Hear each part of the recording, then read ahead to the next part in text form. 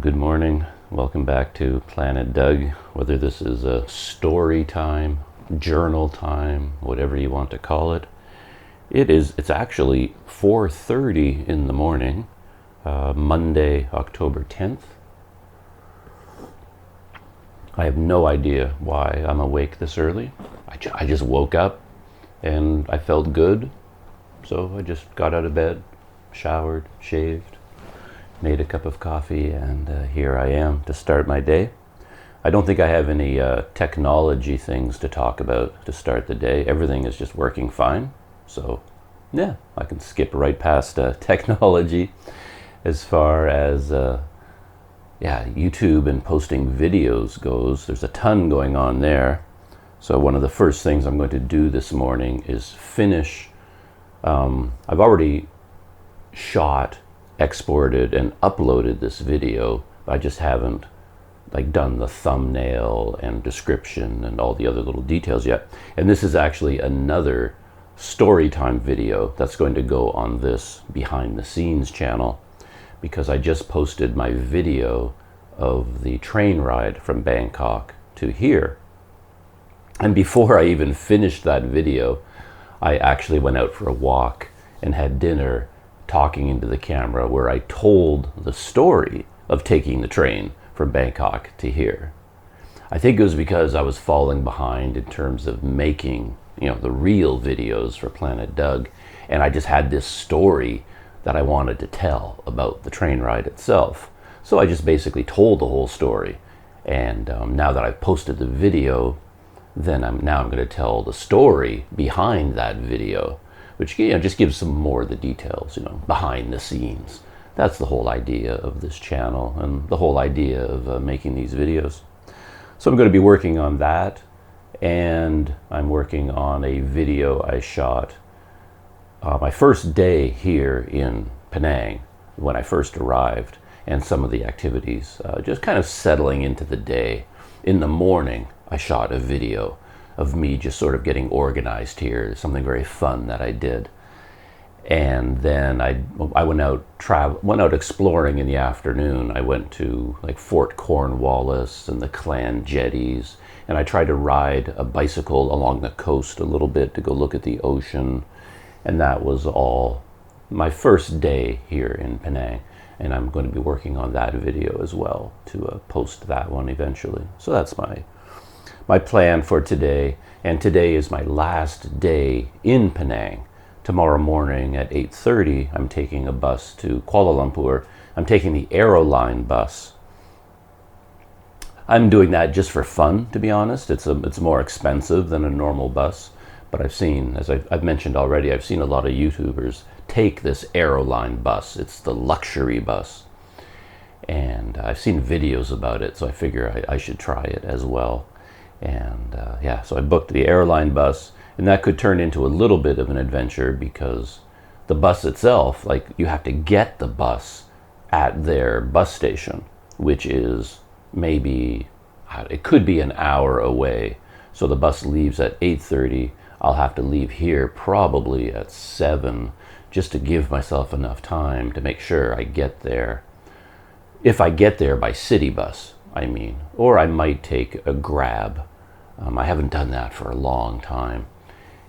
But I think Grab works fairly well in Malaysia, so I may just take a Grab from here to Queens Bay Mall, get the Aeroline bus there, and then take that to Kuala Lumpur.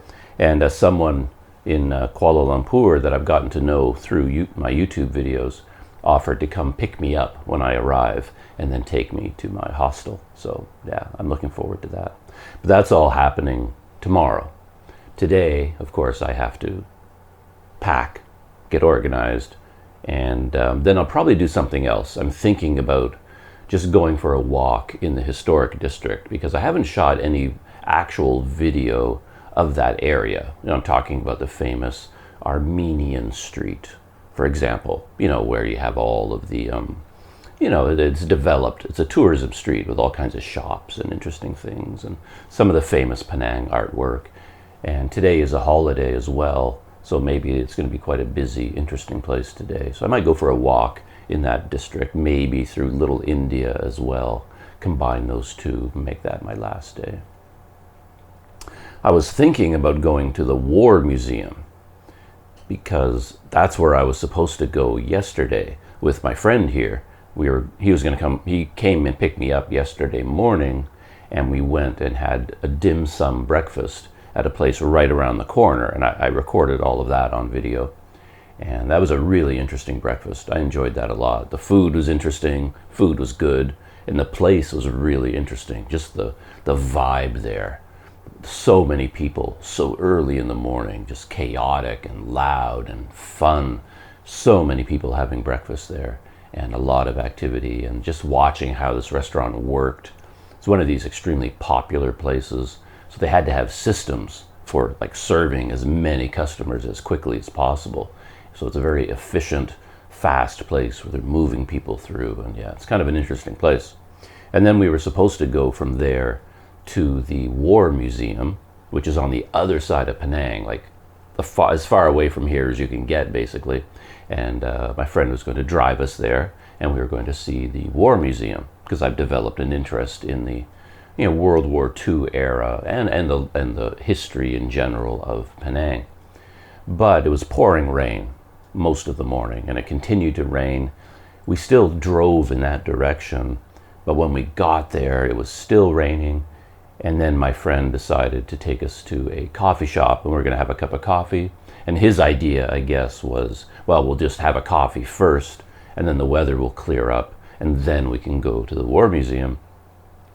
But while we were sitting there in the coffee shop, I suggested that we just, by that point, we had already gone past the War Museum, past the southernmost tip of Penang, and we were on our way around the whole island.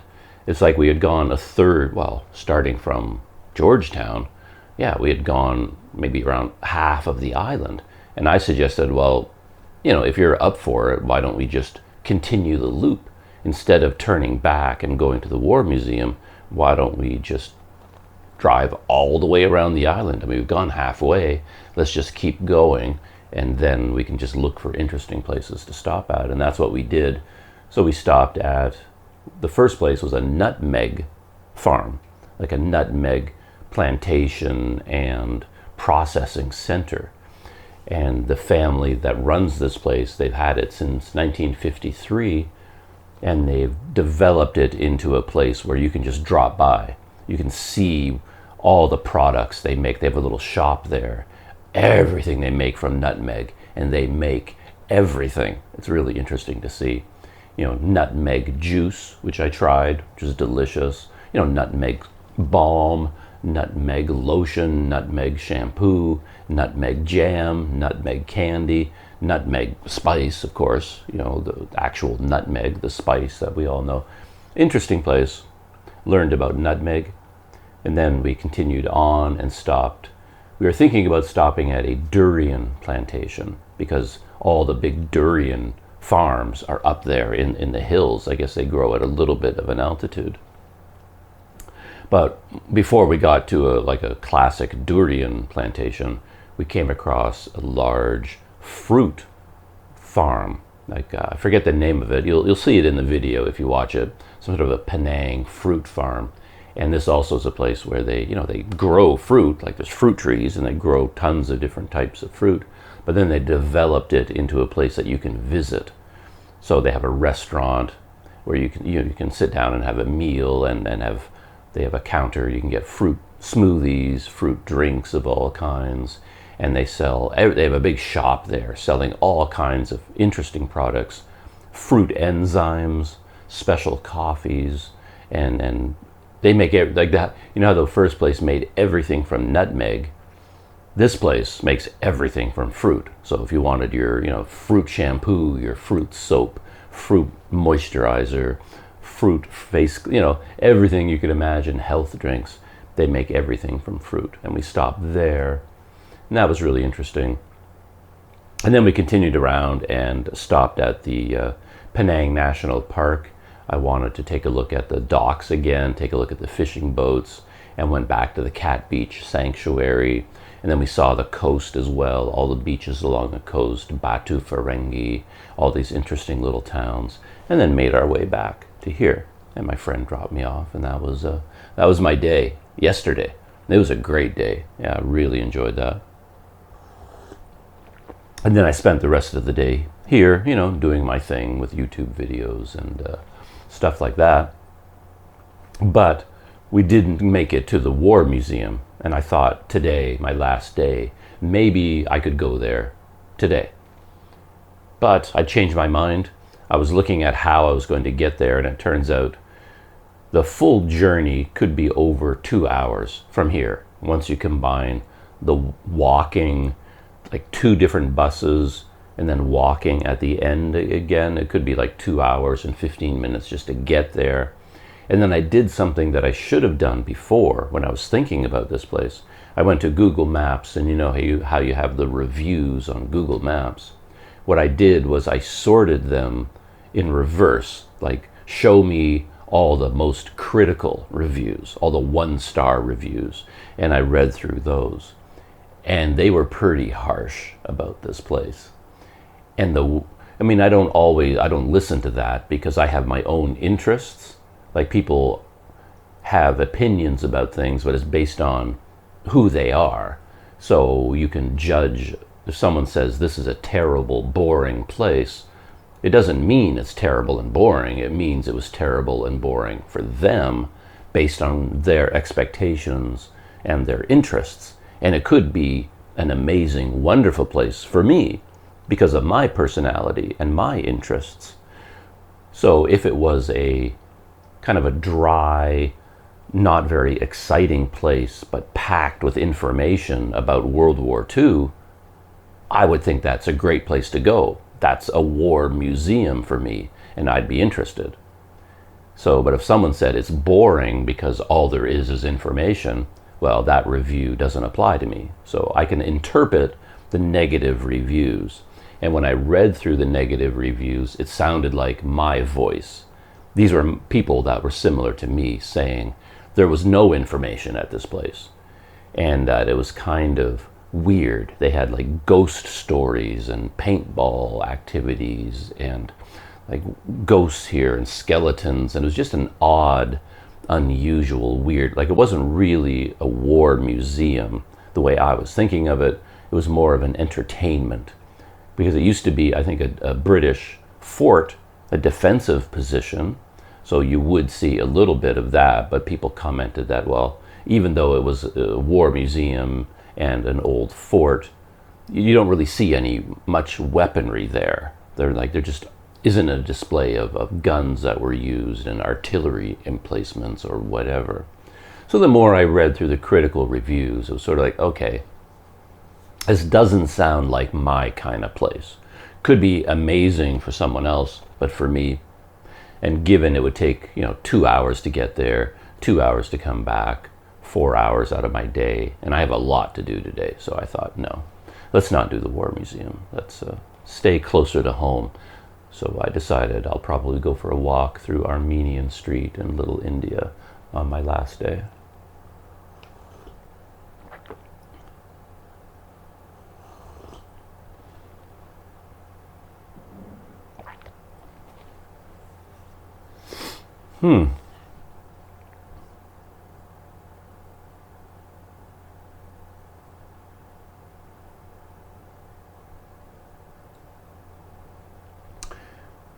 And that's kind of story time for this morning. Short and sweet, I think. I could expand on all of those topics, of course, and talk a lot more, particularly about what happened yesterday, the whole story of circumnavigating the island. There were a lot of things happened, a lot of really interesting things, a lot of stories there. But I think I'll just, eventually when I put the real video of that trip together, I think most of the things I might talk about here are in that video, and I'll leave that video, I think, to tell the story. I've fallen behind in terms of, replying to comments that people may have left on my most recent videos. I'm kind of interested in them because I posted 1 or 2 of these journal videos, and the very first one I did, I posted to the main channel, what I think of as the main channel, Planet Doug. And I don't know why I did that. I just think I wanted to see how people would react to a video like that. But I haven't seen any of the comments that people left there. But ages ago, whether people know about it or not, I created a separate channel that I called Planet Doug Behind the Scenes.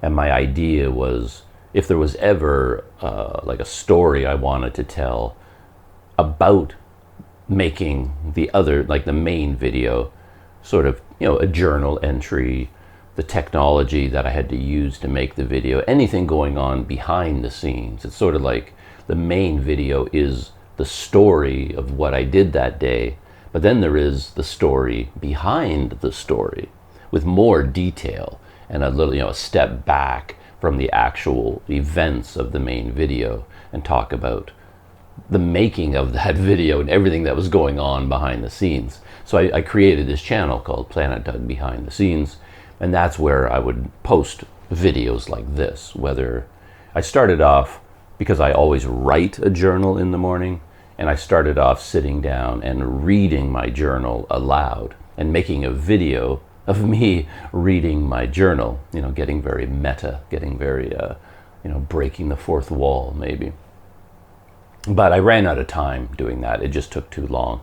So I thought let's try, just recording a journal, speaking, and put it on the behind the scenes channel.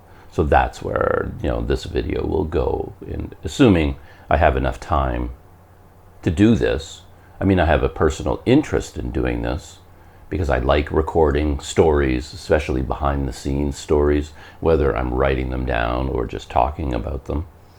I enjoy doing it, and to be honest, filming it, once you get the technology figured out, once you get the cameras dialed in, that's not a time-consuming thing to do. But I am running into a time crunch in terms of uploading. That's the problem. Even exporting, editing and exporting goes really fast because of the nature of these videos. But then once I get to the point of uploading, these videos only make sense if you can post them, it's like on the same day that you record them, because it's a journal of today and yesterday, and if it's fast to upload and it doesn't interfere with other things I might want to do. And so far it's been a disaster. Maybe it's the Wi-Fi again, here at this Airbnb, maybe it's slow, but uploading takes hours and hours and hours to complete.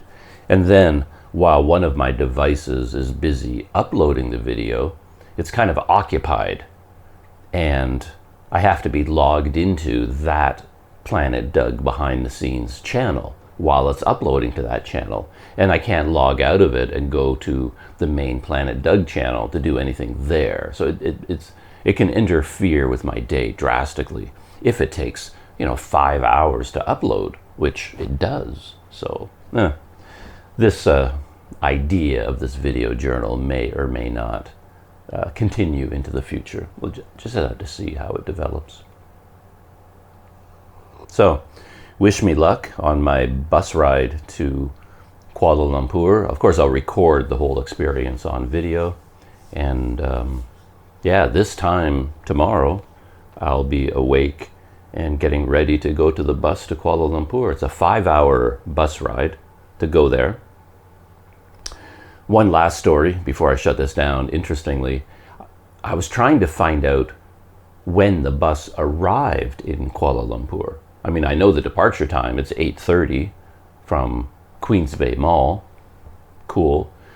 But I forgot to ask them, when does the bus arrive at Kuala Lumpur? And I don't need the exact time. I mean, buses arrive at different times depending on traffic and road conditions. I understand that. But I kind of needed an estimate because my friend is going to pick me up. And I wanted to tell him, it's like, well, the bus could be arriving around 2:30 or 3.